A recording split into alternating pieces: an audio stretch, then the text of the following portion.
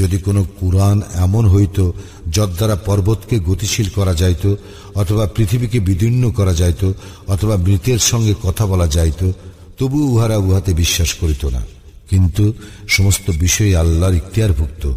তবে কি যাহারা ঈমান আনিয়াছে তাহাদের প্রত্যয় হয় নাই যে আল্লাহ ইচ্ছা করিলে নিশ্চয়ই সকলকে সৎপথে পরিচালিত করিতে পারিতেন? যাহারা কুফরি করিয়াছে তাহাদের কর্মফলের জন্য তাহাদের বিপর্যয় ঘটিতেই থাকিবে, অথবা বিপর্যয় তাহাদের আশেপাশে আপতিত হইতেই থাকিবে, যতক্ষণ পর্যন্ত না আল্লাহর প্রতিশ্রুতি আসিয়া পড়িবে।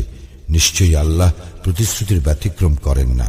তোমার পূর্ব অনেক রাসূলকে ঠাট্টা বিদ্রূপ করা হইয়াছে, এবং যাহারা কুফরি করিয়াছে তাহাদেরকে আমি কিছু অবকাশ দিয়াছিলাম, তাহার পর উহাদেরকে শাস্তি দিয়াছিলাম। কেমন ছিল আমার শাস্তি? তবে কি প্রত্যেক মানুষ যাহা করে তাহার যিনি পর্যবেক্ষক তিনি ইহাদের অক্ষম ইলাগুলির মতো?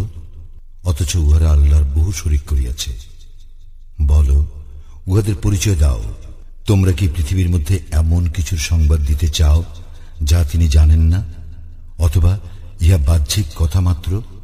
না, কাফিরদের নিকট উহাদের ছলনা শোভন প্রতীয়মান হইয়াছে, এবং উহাদেরকে সৎ পথ হইতে নিবৃত্ত করা হইয়াছে। আর আল্লাহ যাহাকে বিভ্রান্ত করেন তাহার কোন পথ প্রদর্শক নাই। উহাদের জন্য দুনিয়ার জীবনে আছে শাস্তি, এবং আখিরাতের শাস্তি তো আরো কঠোর, এবং আল্লাহর শাস্তি হইতে রক্ষা করিবার উহাদের কেহ নাই।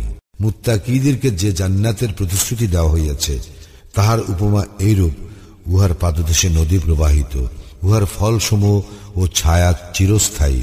যাহারা মুত্তাকী ইহা তাদের কর্মফল, এবং কাফিরদের কর্মফল দোজক।